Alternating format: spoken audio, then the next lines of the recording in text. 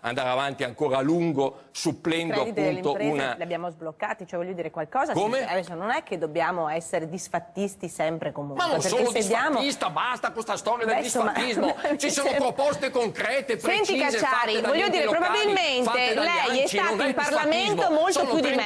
Allora, ma in questi 30 anni c'è stato anche lei. In questi 30 anni in Parlamento c'è stato anche lei, Cacciari. Allora voglio dire, siccome io invece non ci sono mai stata. Ma quando mai? Io sono in Parlamento negli anni 70, si figuri lei. E comunque c'è stato, per cui voglio dire, una possibilità di cambiare le cose l'ha avuta anche lei. Allora voglio dire, io invece ci conto, ci credo, perché altrimenti non mi sarei candidata e ovviamente non sarei in Parlamento. Se noi invece non crediamo mai a niente e pensiamo che questo Parlamento ha fatto delle proposte dettagliatissime su queste questioni. Però bisogna piantarla, bisogna smetterla di dare, ci sono le proposte della... Potete parlare alla volta. Parlo io, parla lei, no? Ma lei continua a parlare, cioè una roba, è un fiume in piena. Allora, le proposte ci sono, ha detto Cacciari. Prendete le proposte dell'ANCI, ci sono da 20 anni sul tavolo, in materia di decentramento, di semplificazione, eccetera. Le prendete e le leggete e in 30 secondi le fate. Fa rispondere la Moretti? Che in 30 secondi faceva le riforme istituzionali e in 20 secondi fa le riforme sulla semplificazione della legislazione riguardante l'ente locale.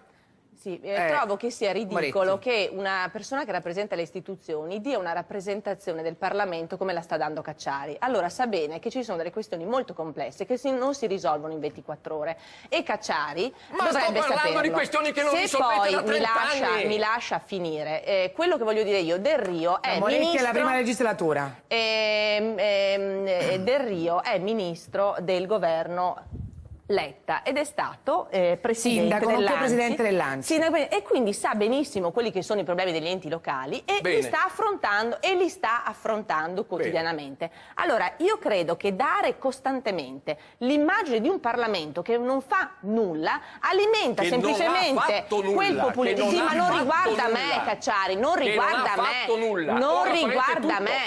Io le dico, allora, scusate, lei è un gran maleducato perché evidentemente ha non so, pensa di essere bravo solo lei, voglio dire, parla solo lei ed ha un egocentrismo che fa spavento, voglio dire.